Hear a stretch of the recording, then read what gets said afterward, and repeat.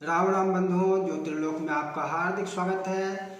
आज हम जगरना में जो चौरठ छींटने का विधान होता है, चावल का घोल जो छींटा जाता है, छिड़का जाता है सर्वत्र सभी वस्तुओं पर, उसके ऊपर चर्चा करेंगे। और ये बात आपको 100% नई लगेगी, लेकिन बात नई है नहीं। चर्चा पर आगे बढ़ने से पहले वीडियो को लाइक कीजिए, चैनल पर पहली बार आए हैं तो चैनल को सब्सक्राइब कीजिए और अधिकतम मित्रों के साथ साझा भी कीजिए, ताकि जानकारी अधिक से अधिक लोगों के पास पहुंचे। आइए आते हैं चर्चा पर। जगरना जो मनाया जाता है वो 100% घरों में चावल का घोल बनाकर, चौरठ जिसको कहते हैं या पिठार भी कहते हैं, चौरठ भी कहा जाता है और पिठार भी कहा जाता है। चावल को जल मिलाकर पीसा जो होता है घोल, वो जगरना के रात में पूरे घर में जितनी भी वस्तुएं होती हैं, सभी वस्तुओं पर नई पुरानी जो भी है छिड़की जाती है। चाहे वो नए कपड़े हों, वस्त्र हों, या पुरानी मशीन हो, गाड़ियां हों, या और भी कोई वस्तु हो, सभी घरों में लगभग सभी वस्तुओं पर चौरठ छिड़का जाता है। और ये माना जाता है, बोलचाल में इसको कहा जाता है कि जगाया गया। पुस्तक को भी जगाया, वाहन को भी जगाया, कपड़े को भी जगाया, सब चीज को जगाया गया। बोलचाल में इस प्रकार से ही कहा जाता है। ये है क्या? करते सभी हैं, लेकिन इसकी वास्तविकता भी सबको समझनी चाहिए कि ये वास्तव में है क्या। क्या वास्तव में ये जगाया गया या कुछ और है? इसी चीज को हम समझने का प्रयास कर रहे हैं। ये है क्या? देखिए, भगवती की पूजा की विशेष रात्रि है, महारात्रि है। निश्चित काल में भगवती की विशेष पूजा की जाती है और सभी घरों में होते हैं। तो विशेष पूजा के क्रम में एक ये क्रम है कि सब कुछ तेरा तुझको अर्पण क्या लागे मेरा। और पिछली वीडियो में एक बार हमने मैथिल एवं मैथिलोत्तर पूजा विधि में भी हमने चर्चा किया था कि मिथिला पूजा विधि में दर्शन से, कमेंट में किसी ने कहा था व्याकरण का अंतर है। व्याकरण का अंतर तो होगा ही, लेकिन ये अंतर दर्शन का है कि सब कुछ अर्पित कर दिया जाता है। तो मिथिला कहता है तेरा तुझको अर्पण क्या लागे मेरा, सब कुछ तेरा, सब कुछ भगवान को अर्पित करना। उस वीडियो में चर्चा हुई है कि न मम, ये मिथिला में नहीं होता है, दर्शन से नहीं होता है। यद्यपि एक कमेंट उसमें था कि व्याकरण का अंतर है। ये व्याकरण का अंतर तो है ही, होगा ही होगा, क्योंकि भाव का अंतर है, विधि का अंतर है, तो व्याकरण का भी अंतर होगा ही होगा, शब्द का भी अंतर होगा ही होगा। लेकिन वास्तव में ये अंतर है क्यों? ये अंतर है दर्शन से, कि मेरा कुछ भी नहीं, जो भी है सब तेरा है।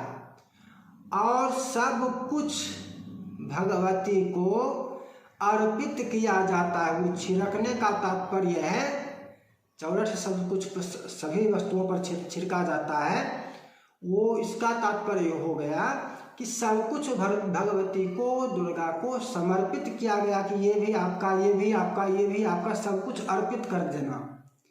छिड़कने का तात्पर्य हुआ अर्पित करना। और उसके बाद जो उपभोग करेंगे तो वो प्रसाद स्वरूप समझकर उन वस्तुओं का उपभोग करेंगे। लेकिन ये चौरठ छिड़कने की जो बात है, विधि है, ये भावनात्मक रूप से सब कुछ भगवती को समर्पित करने की प्रक्रिया है। तो यदि आप इस प्रक्रिया को भूल गए हैं, यदि इस चीज को ध्यान में नहीं रख पाते, तो अब यदि जगरना करते हैं, अब इस विधान के समय, छिड़कते समय, ये मत सोचें कि ये अमुक वस्तु जग रही है। ये लैपटॉप है, ये लैपटॉप जग रहा है, इसमें लैपटॉप को जगने की कोई बात नहीं है। ये मोबाइल है, मोबाइल जगेगा, मोबाइल के जगने की कोई बात नहीं है। ये लैपटॉप भी भगवती के लिए अर्पित है, भगवती को समर्पित है, ये मोबाइल भी भगवती को समर्पित है।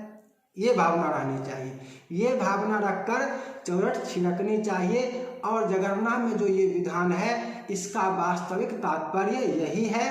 हाँ, बात आपको नई लग रही होगी, लेकिन बात ये नई नहीं है, नई परंपरा ये नहीं है कि ये नई बात हो गई, ये पुरानी परंपरा ही है।